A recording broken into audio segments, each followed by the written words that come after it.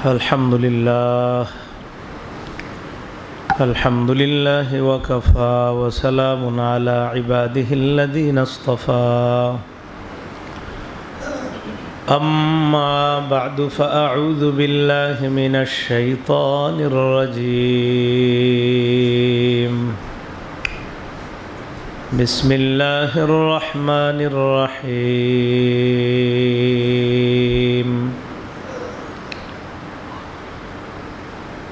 إن الشيطان لكم عدو فاتخذوه عدوا إنما يدعو حزبه ليكونوا من أصحاب السعير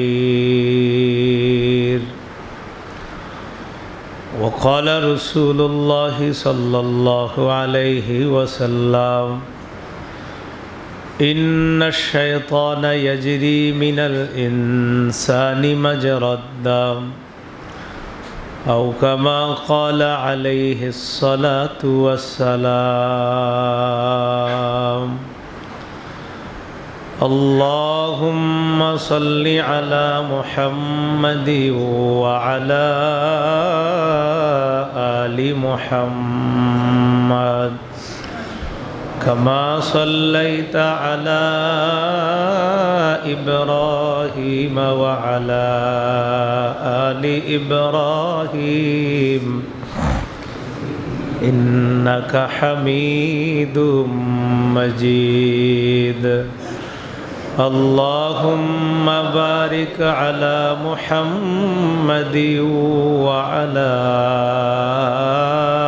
آل محمد كما باركت على إبراهيم وعلى آل إبراهيم إنك حميد مجيد اللهم إني أعوذ بك من شر لساني وشر سمعي وشر بصري وشر مني জুমার নামাজ আদায় করার জন্য আল্লাহ মসজিদে উপস্থিত হওয়ার তৌফিক দান করেছেন বলি আলহামদুলিল্লাহ।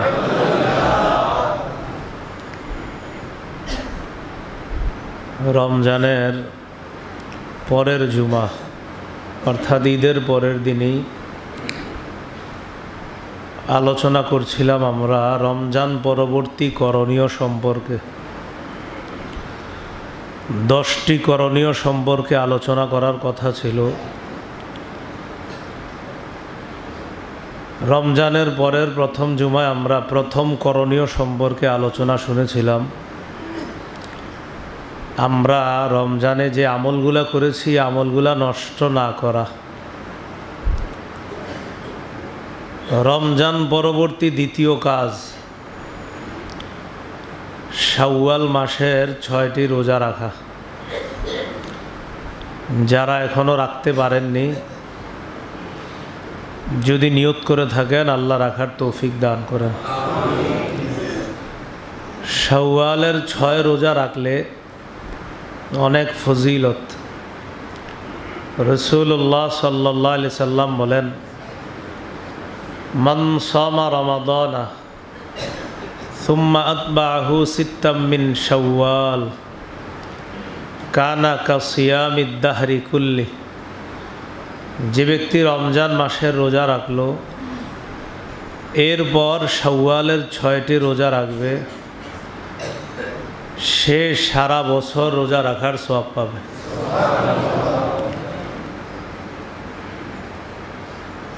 ঘরের মহিলা সদস্যগণ যদি এই শাওয়ালের 6 রোজা রাখতে হয় তাদেরকে এই ব্যাপারটা ভালোভাবে বুঝিয়ে দেওয়া। আল্লাহ প্রদত্ত অসুস্থতার কারণে মহিলারা রমজানে কিছু রোজা রাখতে পারে নাই। কেউ 5টা, কেউ 3টা, কেউ 6টা, 7টা, 8টা, 9টা, 10টা এরকম রোজা রাখতে পারে নাই। তাদেরকে বিষয়টি বুঝিয়ে দেওয়া তারা যেই রোজাগুলো রাখতে পারেনি এই রোজাগুলা তারা রমজানের পরে আলাদা রাখতে হবে। শাওয়াল মাসের 6 রোজার ফজিলত যদি চায়, এই 6 রোজা আলাদা রাখতে হবে। কোনো মা বোন যদি রমজানে ভেঙে যাওয়া রোজার সাথে শাওয়ালের 6 রোজার নিয়ত করে, হবে না। তাহলে বিষয়টা কি দাঁড়ালো? ভাঙতি রোজা এগুলা আলাদা রাখতে হবে। শাওয়ালের নফল 6 রোজা রাখতে চাইলে সেটাও আলাদা রাখতে হবে। রমজানের পরে অনেক লোক এই মাসালাটা জিজ্ঞাসা করে, ভাঙতি রোজার সাথে শাওয়ালের রোজার নিয়ত করলে কি হবে না? এটা বারবার জিজ্ঞাসা করে। একটার মধ্যে আরেকটার তাদাখুল হবে না, জায়েজ হবে না। তাহলে আলাদা ভাঙতি রোজা এগুলা আলাদা রাখতে হবে, শাওয়ালের 6 রোজা আলাদা রাখতে হবে। এই হলো রমজান মাসের পরে করণীয় নাম্বার 2। তো শাওয়ালের এখনও অর্ধেক বাকি আছে। কেউ চাইলে ওই 6টি রোজা রেখে দিতে পারেন। আল্লাহ তৌফিক দান করেন। রমজান পরবর্তী তৃতীয় করণীয়, রমজানের 1 মাস শয়তান আটক ছিল, বন্দী ছিল। রমজান শেষ হওয়ার সাথে সাথেই শয়তান আবার ছাড়া পেয়ে গিয়েছে। এজন্য আমাদেরকে পথভ্রষ্ট করার সর্বোচ্চ চেষ্টা শয়তান চালাবে। রমজানের পরের তৃতীয় কাজ হলো শয়তান থেকে সতর্ক থাকা। সূরা ফাতিরের 6 নম্বর আয়াত, আল্লাহ পাক রব্বুল আলামিন বলেন, ইন্নাশ শাইতানা লাকুম আদুউন ফাত্তাখিযুহু আদুওয়া। নিশ্চয়ই শয়তান তোমাদের শত্রু, তাকে শত্রু হিসাবেই গ্রহণ করো। ইন্নামা ইয়াদউ হিজবাহু লিয়াকুনু মিন আসহাবিস সাঈর। শয়তান তার দলবলকে আহ্বান করে যেন তারাও জাহান্নামী হয়। শয়তান একা জাহান্নামে থাকতে চায় না, বিশাল বড় জামাত নিয়ে থাকতে চায়। তাই মুসলমানদেরকে জাহান্নামী বানানোর জন্য সর্বোচ্চ চেষ্টা শয়তান চালায়। এই জন্য আল্লাহ বললেন তাকে শত্রু হিসাবে তোমরা গ্রহণ করো। সূরা আরাফের 27 নম্বর আয়াতে আল্লাহ বলেন, ইয়া বানি আদম লা ইয়াফতিনান্নাকুমুশ শাইতানু কামা আখরাজা আবাওয়াইকুম মিনাল জান্নাহ ইয়ানজিউ আনহুমা লিবাসাহুমা লিউরিয়াহুমা সাওআতিহিমা ইন্নাহু ইয়ারাকুম হুয়া ওয়া কাবিলুহু মিন হাইসু লা তারাউনাহুম। আল্লাহ বলেন, হে আদম সন্তান, শয়তান যেন তোমাদেরকে বিভ্রান্ত করতে না পারে, ফিতনায় ফেলতে না পারে। যেমনিভাবে তোমাদের আব্বা আম্মা আদম হাওয়া আলাইহিমাস সালাতু ওয়াস সালামকে শয়তান জান্নাত থেকে বের করে ছেড়েছে। ইয়ানজিউ আনহুমা লিবাসাহুমা, শয়তান তাদের দুজনের পোশাক টেনে ধরছে। লিউরিয়াহুমা সাওআতিহিমা, যেন তাদের দুইজনকে দুইজনের লজ্জাস্থান উভয়ের সামনে দেখাইতে পারে, প্রদর্শন করতে পারে। আব্বা আম্মার কাপড় শয়তান টেনে ধরছিল। আল্লাহ বলেন, ইন্নাহু ইয়ারাকুম হুয়া ওয়া কাবিলুহু মিন হাইসু লা তারাউনাহুম।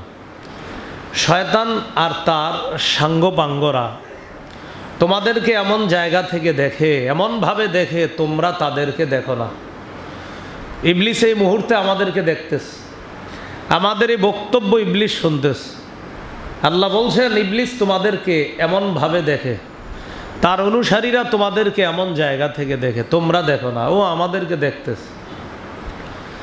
সূরা আরাফের 17 নম্বর আয়াতে আল্লাহ বলেন, ইবলিস চ্যালেঞ্জ করেছে আল্লাহকে, সুম্মা লাআতিয়ান্নাহুম মিন বাইনি আইদিহিম ওয়া মিন খালফিহিম ওয়া আন আইমানিহিম ওয়া আন শামাইলিহিম। আমি অবশ্যই আদম সন্তানকে ধোঁকা দিব তাদের সামনে থেকে, ওয়ামিন খলফিহিম, তাদের পিছন থেকে ধোঁকা দেওয়ার জন্য তাদের সামনের দিক থেকে আসব, না পারবো তো পিছন দিক থেকে আসব। এটাও যদি না পারি, ওয়ান আইমানিহিম, ডান দিক থেকে আসব। যদি এটাও না পারি, ওয়ান শামাইলিহিম, বাম দিক থেকে আসব। আমি সর্বোচ্চ চেষ্টা চালাবো তাদেরকে ধোঁকা দেওয়ার জন্য। সামনে থেকে আসব, না পারলে পিছন থেকে আসব, না পারলে ডান দিক থেকে আসব, না পারলে বাম দিক থেকে আসব। ওরে যেভাবে হোক আমি ধোঁকা দেওয়ার চেষ্টা করব। নামাজের উদ্দেশ্যে রওনা করছেন মসজিদে। প্রথমে আপনার সামনে দিক থেকে আইসা আপনার অনেক কিছু বুঝাবে, ওই টাইমে কত কিছু যে আপনার মাথায় দিবে। এরপরেও আপনি ওর কথা না শুনে আসতেছেন, পিছন দিকে আসবে। এরপরে ওর কথা না শুনে আসতেছেন, ডান দিক থেকে আসবে। তাও পারতেছেন না, বাম দিক থেকে আসবে। ইতিমধ্যে পারতেছে না, আপনার বিবিরে গিয়ে খোঁচাবে, একটা ফোন দাও, 1 কেজি মরিচ আনতে বলো, বুঝেন না?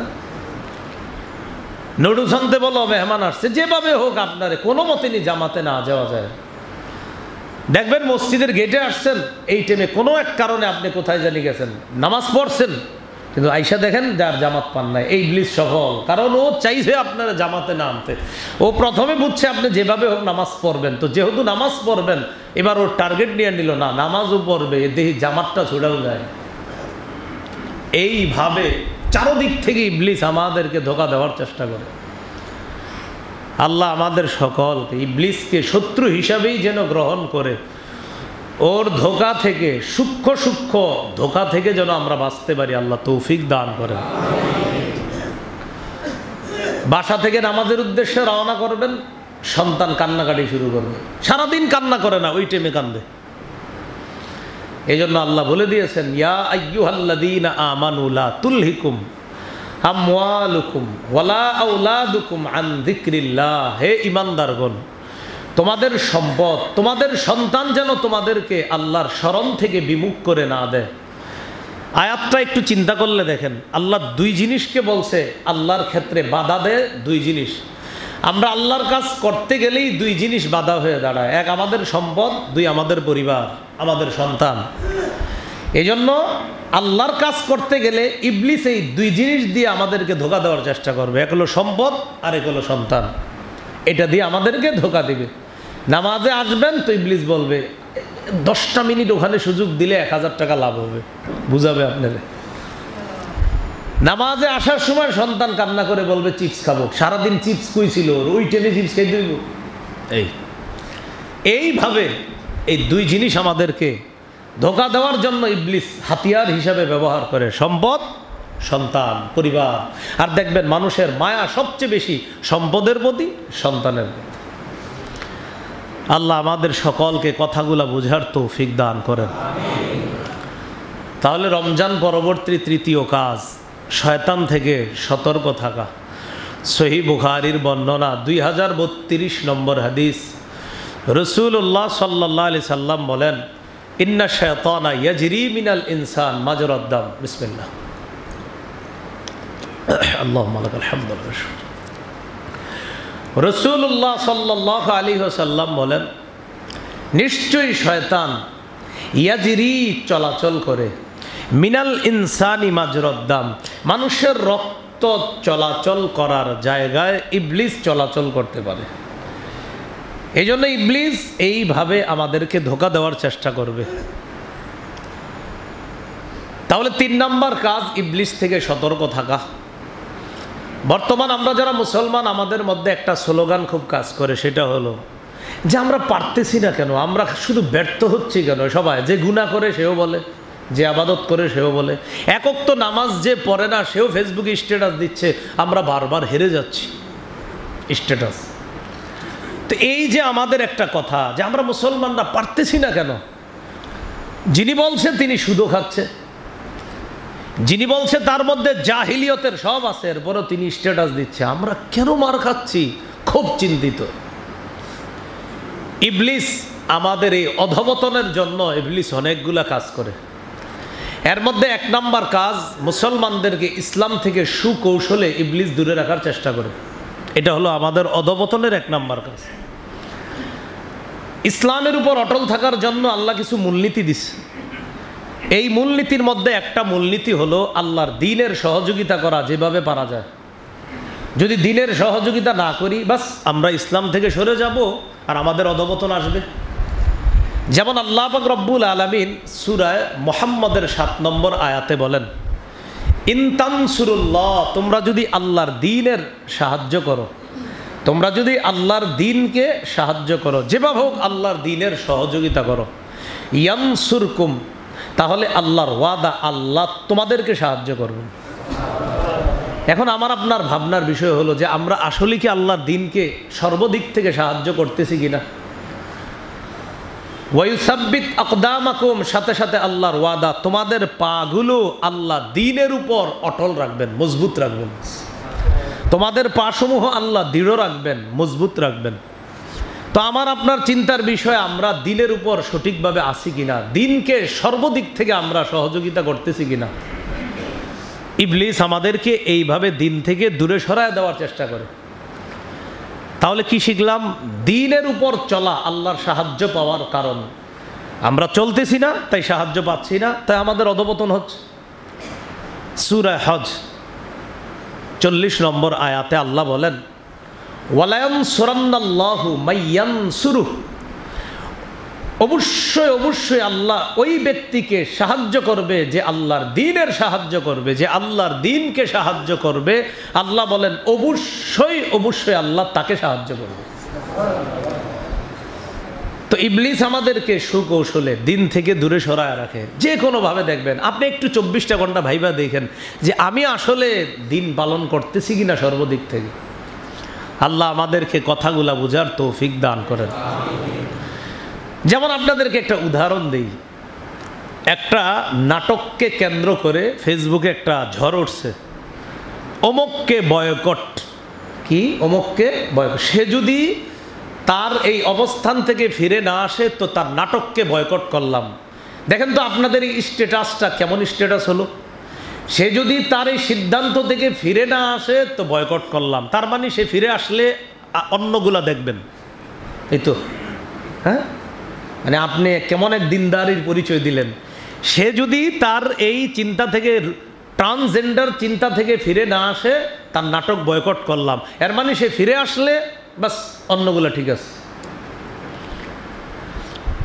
তো সে তো ক্ষমাও চাইছে, এর মানে এখন তার সবগুলা দেখবেন আবার, শুধু ট্রান্সজেন্ডার মতবাদ ছাড়া আর বাকিগুলা ঠিক আছে। আপনি কি বুঝাইলেন একটু চিন্তা করছেন? মানে এইটা ছাড়া আর বাকিগুলা সব ঠিক আছে।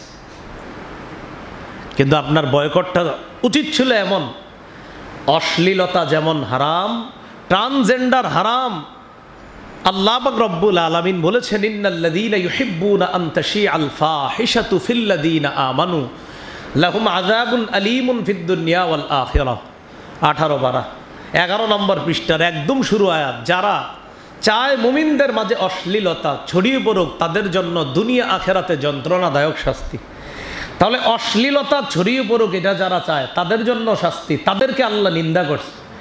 ট্রান্সজেন্ডার এটা যেমন হারাম, অশ্লীলতা এটাও হারাম। আপনার বয়কটটা উচিত ছিল এমন, ট্রান্সজেন্ডার এই মানসিকতা যাদের, তাদেরকেও বয়কট করলাম। যারা মুমিনদের মাঝে অশ্লীলতা ছড়িয়ে দেওয়ার চেষ্টা করে তাদেরকেও বয়কট করলাম। আপনি কি লিখলেন? এই মতবাদ থেকে ফিরে না আসলে তার অভিনয় আর দেখব না, ফিরে আসলে অন্যান্য যত আকাম আছে সব দেখব। তা আপনি কি চিন্তা চেতনা নিয়ে ঘুরতেছেন আর বলছেন আমরা মার খাচ্ছি শুধু, ঠিক না? এই জন্য বললাম আপনি চিন্তা করে দেখবেন দ্বীনের উপরে আপনি আছেন কিনা। আল্লাহ আমাদেরকে কথাগুলা বোঝার তৌফিক দান করেন। এই জন্য কথা বলতে খুব সতর্ক। আপনি এমন কথা বললেন না যে একটার বিরোধিতা করতে গিয়া আরো হাজারো অপরাধের সমর্থন করতেছেন, বিষয়টা এমন যেন না হয়। বরং বাম পাশে যে অপরাধটা এটাকেও আপনি বয়কট করতে হবে, আর যেগুলো অপরাধ রাইখা দিয়েছেন সব অপরাধকে বয়কট করতে হবে।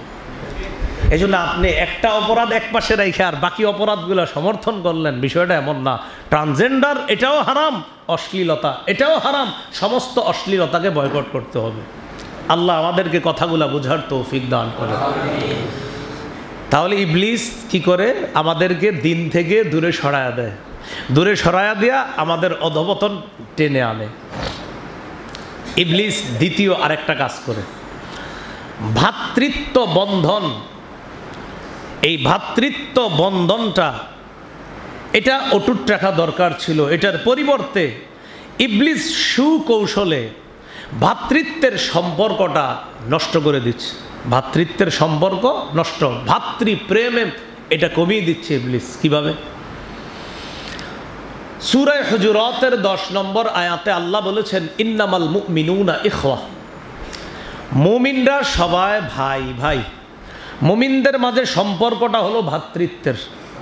ফাসলিহু বাইনা আখাওয়াইকুম, ভ্রাতৃত্বের সম্পর্কে ফাটল ধরলে তোমরা ভাই ভাইদেরকে মিলায়া দাও। তাহলে আল্লাহ কোরআনে সারা পৃথিবীর সমস্ত মুমিনদের সম্পর্কটা বলছে কিসের মতো? ভাই। বিদায় হজের ভাষণে রাসূল সাল্লাল্লাহু আলাইহি সাল্লাম বলছে, আইয়ুহান নাস, হে মানুষ, ইসমাউ কওলি, আমার কথা শোনো, ওয়া আকিলুহু, আমার কথা বুঝো, জেনে রাখো, আন্না কুল্লা মুসলিমিন আখুন লিল মুসলিম, সারা পৃথিবীর সমস্ত মুসলমান আরেক মুসলমানের ভাই বলে আমি নবী এই হজের মধ্যে ঘোষণা করে দিলাম। তাহলে দেখেন তো কোরআন হাদিস একটু মিলে আমরা। কোরআনে আল্লাহ বললেন সারা পৃথিবীর আমরা যারা সবাই মুসলমান মুমিন আমরা ভাই ভাই। বিদায় হজে নবীজি আজীব একটা কথা বলছে, মুমিন তোমরা সবাই ভাই ভাই। অন্য হাদিসে নবী বলছেন সমস্ত মুসলমান কা জাসাদিন ওয়াহিদ, এক দেহের মতো।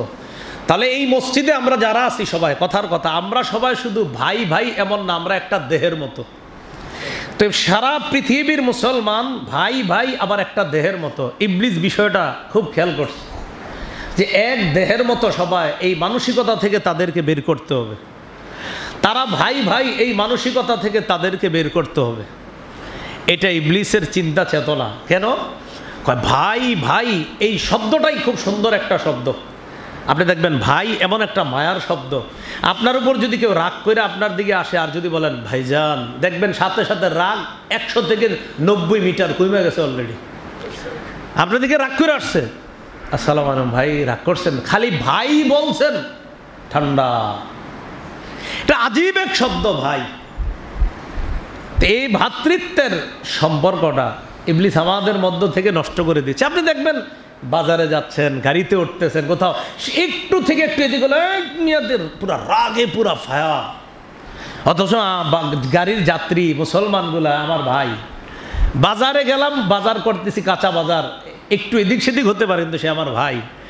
বাসের সিটের মধ্যে বসলাম, বসার পর আমি খালি নিয়ত করি ও যাতে আমার চেয়ে বেশি জায়গা নিয়ে বসতে না পারে, আবার সেও নিয়ত করতেছে ও যাতে আমার চেয়ে বেশি জায়গা নিয়ে বসতে না পারে। তো আমি আর আপনি তো ভাই ছিলাম।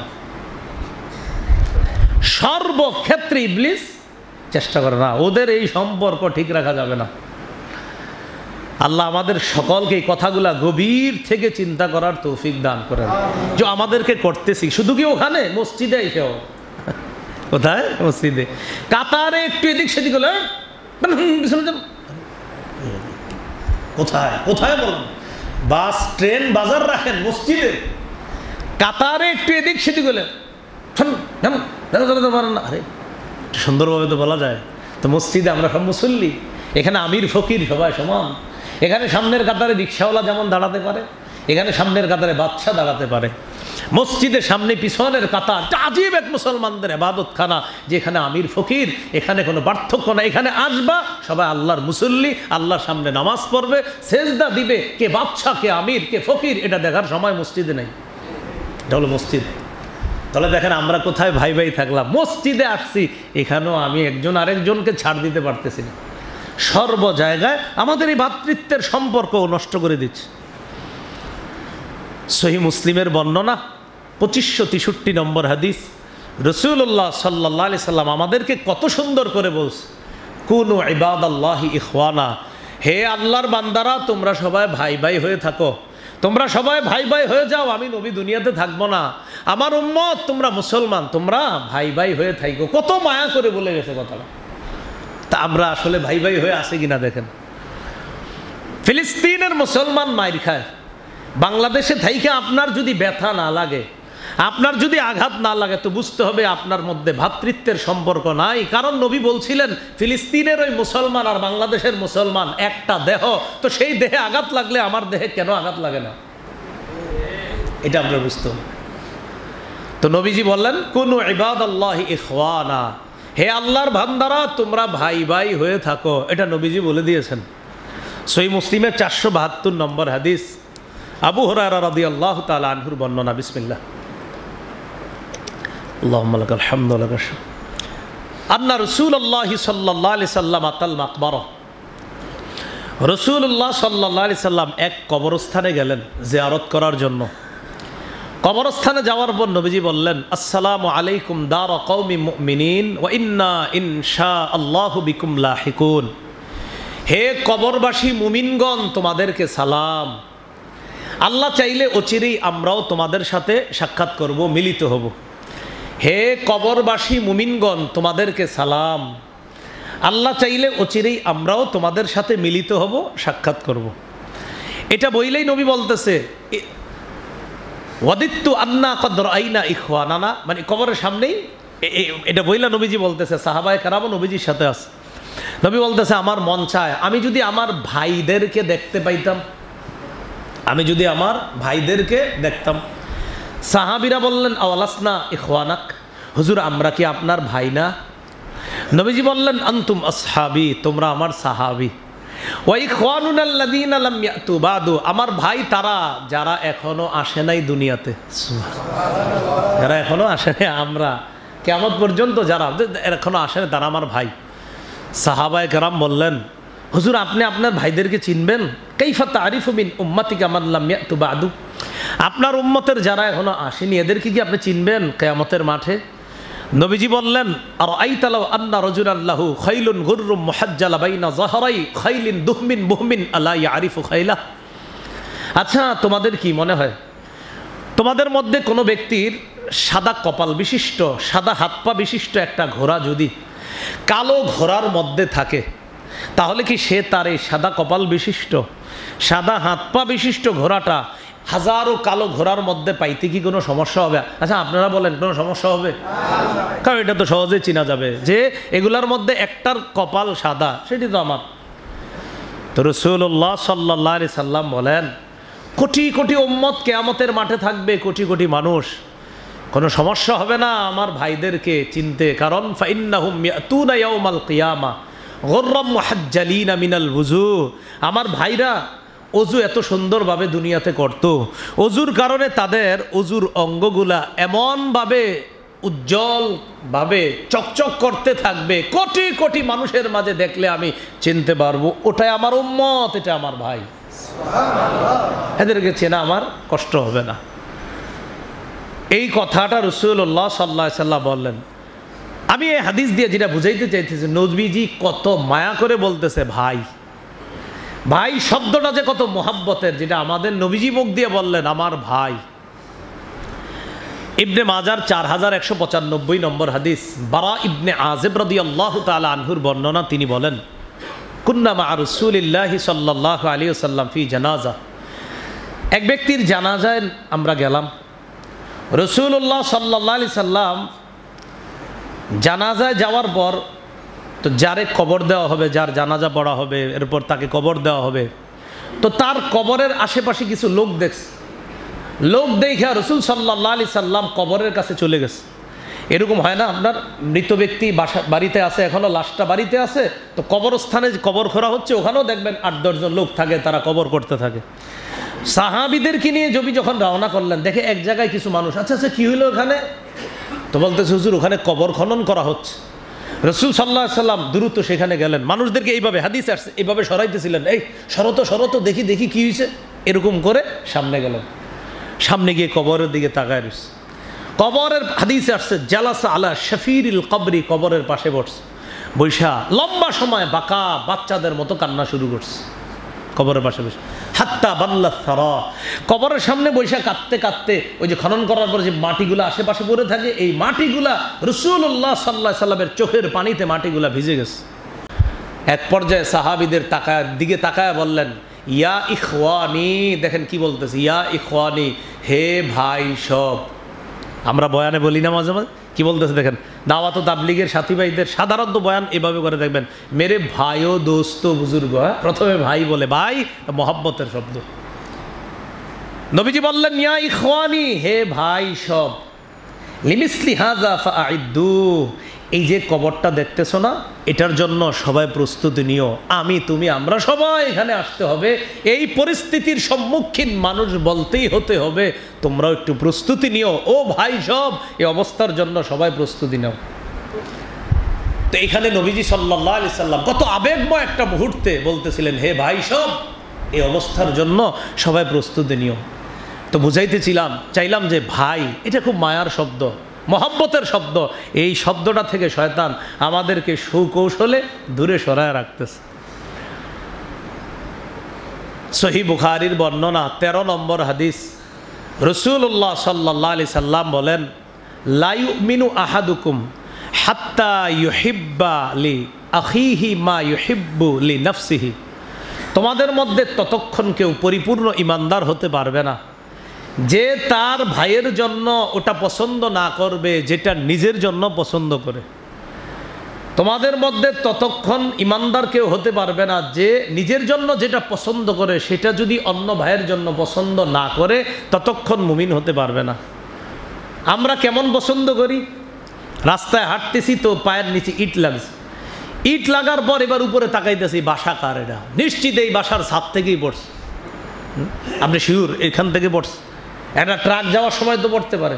এখন আপনি অপেক্ষা আছেন এই বাসার সব মানুষগুলোর পায়ে আগে ইটটা লাগুক, এরপরে দেখি কী হয়। খাড়ায় রয়েছে পাশে গিয়া, আর অপেক্ষা আছে কার কার পায়ে লাগে। আপনি কাজটা করলেন কি? আপনি উচিত করেন নাই, এই কাজ ঠিক করেন নাই। কলার সিল্কে আপনার পা লাগছে, লাগার পর এবার আপনি পড়ে গেছেন, এবার তাকাইলেন কার বাসার নিচে কলার সিল্কাটা, এটা সরাইবেন না আপনি, কারণ আপনি অপেক্ষা আছেন এই বাসার কয়েকজনও এটার উপরে পড়ুক। এখন হতে তো পারে এই বাসার একটা বাচ্চা ছেলে এটা ফালাইছে, যে যার বুঝ নাই, অবুঝ, অথবা এই বাসা থেকে নাও ফালাইতে পারে, কোনো কেউ রাস্তা দিয়ে হাঁটতে হাঁটতে কলা খেয়ে এখানে ফালাই দিছে, এটাও তো হতে পারে। কিন্তু আপনি সন্দেহ করে ওখানে অপেক্ষা আছেন এই বাসার কারা কারা এই কলার উপরে আসর খাবে আর পড়বে, আর আমার মতো এরকম আমি তাকায় তাকায় দেখবো, হ্যাঁ এবার বুঝো আমারে ফালাইছো, তোমরাও বলো। এটা ভাইয়ের পরিচয় দেন নাই আপনি। অথচ বুখারীর বর্ণনা, কষ্টদায়ক কোনো বস্তু কারো পায়ে লাগার পর সে যদি এই চিন্তায় কষ্টদায়ক বস্তুটা সরায়া দেয় যে আমার কোনো মুসলমান ভাইয়ের পায়ে বিদ্ধ হয়ে সেও কষ্ট পেতে পারে, এই নিয়তে যদি কলার সিল্কা, ইটের টুকরা, কষ্টদায়ক কোনো বস্তু রাস্তা থেকে সরায়া দেয়, নবী বলেন গফিরা লাহু মা তাকদ্দামা মিন যামবি, তার আগের সব গুনাহ মাফ হয়ে যাবে। আর আপনি অপেক্ষায় আছেন এই বাসার সময় যেন পরে। এই জন্য নবী বললেন, তোমাদের মধ্যে ততক্ষণ পরিপূর্ণ মুমিন কেউ হতে পারবে না যতক্ষণ সে তার ভাইয়ের জন্য এটা পছন্দ না করবে যেটা নিজের জন্য পছন্দ করে। আল্লাহ আমাদেরকে কথাগুলা বোঝার তৌফিক দান করেন। এগুলো ইবলিস আমাদেরকে ভ্রাতৃত্বের সম্পর্ক থেকে দূরে সরাইয়া দিচ্ছে। ইবলিসের তৃতীয় আরেকটা কাজ, মুস্তাহাব নফল সুন্নত বিষয়ে মুসলমানদের পারস্পরিক ঝগড়া লাগাই দিচ্ছে। কি বিষয়ে? প্রথমে দেখে মুসলমানদেরকে কিভাবে ঝগড়া লাগানো যেতে পারে না, পাওয়া গেছে কি মুস্তাহাব সুন্নত নফল, বিশেষ করে মীমাংসিত যেই সুন্নতগুলো আছে এগুলো নিয়ে ঝগড়া লাগাও। কি সুন্নত? মীমাংসিত সুন্নত, যে ব্যাপারে বাস সারা পৃথিবীর সাহাবায়ে কেরামও যেটার উপর ঐক্যমত, যে সুন্নাহের উপর সারা দুনিয়ার ওলামায়ে কেরামও ঐক্যমত। এবার ইবলিস চিন্তা করলো এই ঐক্যমত প্রতিষ্ঠিত সুন্নাহের ব্যাপারে মানুষের মাথা মগজ ধোলাই করো মুসলমানদের। কিভাবে ধোলাই করবা মুসলমানদেরকে? যে মীমাংসিত সুন্নাহের ব্যাপারে লাগায় দাও 8 না 20, ব্যাস এটা মুসলমানদের মাথায় ঢুকায় দাও। গরমকালে কি ফ্যান ছাড়বো না ছাড়বো না, এগুলো নিয়ে ঝগড়া লাগাও। পানি খাবো কি খাবো না, লাগাও ঝগড়া। এটা কিন্তু ঝগড়ার বিষয়। গরমকালে এসি ছাড়বো না ছাড়বো না, এটা নিয়ে একটু ঝগড়া করো। এক আজীব পরিস্থিতি, আপনি টেনশনে আছেন, গরমকাল চলতেছে, ফ্যান কি ছাড়বো না ছাড়বো না, তাহলে এটা নিয়ে একটা বহস হোক, গরমকালে কি ফ্যান ছাড়বো না ছাড়বো না। এই মুসলমানদের মাঝে কোনো আজাইরা বিষয় দিয়ে ইবলিস ঝগড়া লাগাবে, পারস্পরিক দ্বন্দ্বে মুসলমানদেরকে লিপ্ত করবেন। মনে রাখবেন, আর এই দ্বন্দ্বে আপনারা সাধারণ মুসলমানও অংশগ্রহণ করেন আর বুঝান আপনি পৃথিবীর সব বিদ্যা আপনার মধ্যে আছে, এরকম বুঝান। যদিও সূরা ফাতিহার মধ্যে আপনি পড়তে গেলে আমার চেয়ে ভালোই পারবেন আশা করি, এরপরে বললাম আর কি কথাটা। আপনি বিসমিল্লাহির রহমানির রহিমটা এখনো শুদ্ধভাবে পড়তে পারেন কিনা এটা আপনি নিশ্চিত না, কিন্তু আপনি এটা নিয়ে টেনশন, গরমকালে কি ফ্যান ছাড়বো না ছাড়বো না, খুব টেনশনে আছেন আপনি।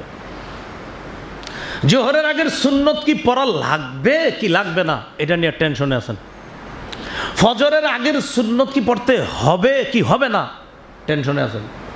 এশার নামাজের পরে সুন্নত পড়ব কি পড়ব না চিন্তা করছেন বিষয়গুলো কি, এটা নিয়ে লেখালেখি, এটা নিয়ে একজন আরেকজনের সাথে ঘন্টার পর ঘন্টা আলোচনা হচ্ছে। মসজিদের সামনে দাঁড়ায় রয়েছে দুজন, কি ঘটনা কি নিয়ে আলোচনা করছেন? আর বললেন না হুজুর, কি ঘটনা কি বলেন? জোহরের আগে যে 4 রাকাত সুন্নত আমরা পড়ি এটা কি পড়ব না পড়ব না, এই নিয়ে 1.5 ঘন্টা চললো আমাদের আলোচনা। অথচ আল্লাহ রাসূল সাল্লাল্লাহু আলাইহি ওয়াসাল্লাম বললেন দিনে রাতে কেউ 12 রাকাত সুন্নত পড়লে তার জন্য জান্নাত ওয়াজিব। এই হাদিসটা শোনায় দিলেই তো খালাস না, পড়তেই হবে নাকি না পড়লেও চলবে, ইখতিলাফ। আল্লাহর কসম করে বলছি ইবলিস আপনাদের মাথায় এগুলা ঢুকিয়ে দিচ্ছে, এইভাবে আমাকে আপনাকে পারস্পরিক দ্বন্দ্বে জড়িয়ে দিচ্ছে, যেটা কোনো দ্বন্দ্বের বিষয় ছিল না। সূরা আনফালের 46 নম্বর আয়াতে আল্লাহ বলেন আতিউল্লাহ, আল্লাহর আনুগত্য করো, ওয়া আতিউর রাসূল, রাসূলের আনুগত্য করো, ওয়ালা তানাজাউ, আতিউল্লাহ ওয়া রাসূলাহ, আল্লাহর আনুগত্য করো রাসূলের আনুগত্য করো, ওয়ালা তানাজাউ, পারস্পরিক দ্বন্দ্বে জড়িও না, দ্বন্দ্ব করবা না। ফাতাফশালু, তোমরা নিজেরা যদি ছোটোখাটো বিষয় নিয়ে দ্বন্দ্বে জড়িয়ে পড়ো, ফাতাফশালু, তাহলে তোমরা সাহস হারা হয়ে যাবে, ওয়াতাদহাবারি হুকুম, তোমাদের শক্তি নিঃশেষ হয়ে যাবে। আপনি চিন্তা করে দেখেন তো, সুন্নত পর্ব কি পর্ব না, দুই দল, দোনো দল কি অমুসলিম না মুসলমান? এই যে আমাদের একতাবদ্ধের যে শক্তিটা ছিল, এখন আমরা 2 দল হয়ে শক্তি কমে গেল। আমরা প্রথমে 10 জন এক দলে ছিলাম, এখন 5 জন 2 দল হয়েছি। কি বিষয়? যে সুন্নত পর্ব কি পর্ব না। তাহলে আগে ছিলাম 10 জনের শক্তি, এখন 5 জন হলে শক্তি হয়ে গেল কয়জন করে? 5 জন, অর্ধেক হয়ে গেল। আল্লাহ বলেন ফাতাফশালু, সাহস হারা হয়ে যাবে, ওয়াতাদহাবারি হুকুম, তোমাদের শক্তি নিঃশেষ হয়ে যাবে, তোমাদের যে বল এই বল কমে যাবে, নিঃশেষ হয়ে যাবে। ওয়াসবিরু, ধৈর্য ধারণ করো, ইন্নাল্লাহা মাআস সাবিরিন, আল্লাহ ধৈর্যশীলদের সাথে আছে। যে বিষয়টা বুঝাইতে চাইলাম, রমজান পরবর্তী তৃতীয় কাজ ইবলিস থেকে সতর্ক থাকা। আর ইবলিস আমাদের কি কি ক্ষতি করে এর 3টা কথা বললাম। 1 নাম্বার, ইসলাম থেকে সুকৌশলে আমাদেরকে দূরে সরাইয়া দিচ্ছে। 2 নাম্বার, আমাদের মাঝে যে একটা ভ্রাতৃত্বের সম্পর্ক ছিল, এই ভ্রাতৃত্বের সম্পর্কটা আস্তে আস্তে ইবলিস আমাদের থেকে দূরত্ব তৈরি করার চেষ্টা চালায়। 3 নাম্বার, আমাদের মাঝে যে একতাবদ্ধ একটা শক্তি ছিল, ঐক্যবদ্ধ শক্তি, এটাকে খর্ব করার জন্য মুসলমানদেরকে ছোটোখাটো বিষয়ে, মুস্তাহাব মীমাংসিত সুন্নাহ বিষয়ে মুসলমানদেরকে পারস্পরিক দ্বন্দ্বে জড়িয়ে মুসলমানদেরকে দল ভেদ সৃষ্টি করে মুসলমানদের মাঝে দলাদলি সৃষ্টি করে দিচ্ছে ইবলিস। এই হলো রমজান পরবর্তী তৃতীয় কাজ, ইবলিস থেকে সতর্ক থাকা। আর ইবলিস কি ক্ষতি করে এর 3টা দৃষ্টান্ত দিলাম। ইবলিসের আরও কিছু ক্ষতির দৃষ্টান্ত আগামী জুমায় দিব ইনশাআল্লাহ। এরপর রমজান পরবর্তী বাকি কাজগুলো আমরা জানবো।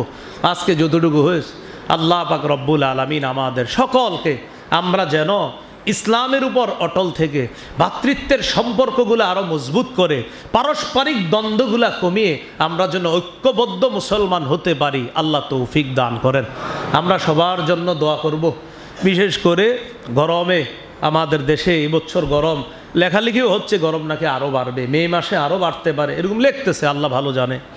তো যাই হোক, গরম আসলে বাড়বে যদি আল্লাহ চায়, গরম কমবে যদি আল্লাহ চায়। এই জন্য আমাদের কর্তব্য হলো আল্লাহরে খুশি করা, বেশি বেশি খুশি করা, বেশি বেশি আল্লাহরে রাজি খুশি করা, এর কোনো বিকল্প নাই।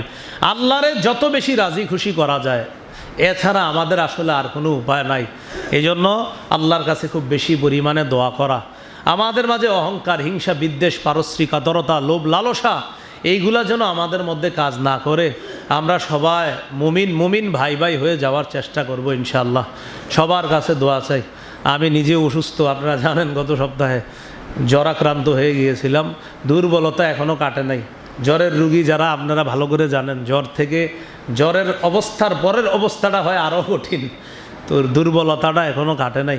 সবার কাছে দোয়া চাই, বা আপনাদের মাঝে যারা অসুস্থ আল্লাহ যেন সকলকে সুস্থ বানায় দেয়। ঘরে ঘরে অসুস্থতা, জ্বর আক্রান্ত বাচ্চা ছেলেগুলা মেয়েগুলা অসুস্থ হয়ে যাচ্ছে, হসপিটালে অনেক জায়গায় জায়গাও দিতে পারতেছে না। আমরা পুরো দেশের জন্য দোয়া করব, শান্তির দোয়া করব। দেখেন হাদিসে আসছে, জাকাত যেই দেশের মানুষ না দেয়, বলেন আমার সাথে একটু, কি না দেয়? আবার বলেন তো। জাকাত না দিলে রহমতের বৃষ্টি আল্লাহ বন্ধ করে দেয়। জাকাত না দিলে রহমতের বৃষ্টি আল্লাহ বন্ধ করে দেয়। তো অনেকে হয়তো জাকাত দেয়, এরকম 1 লাখ টাকা জাকাত আসছে, দিছে 20,000 টাকার, তো বাকি রইল কত? এই যে আপনি গজবের রহমতের বৃষ্টি বন্ধ করে রাখছেন। জাকাত আসছে 1 কোটি টাকা, আপনি 1 লাখ টাকা দিলেন, রইল কত? 99 লাখ।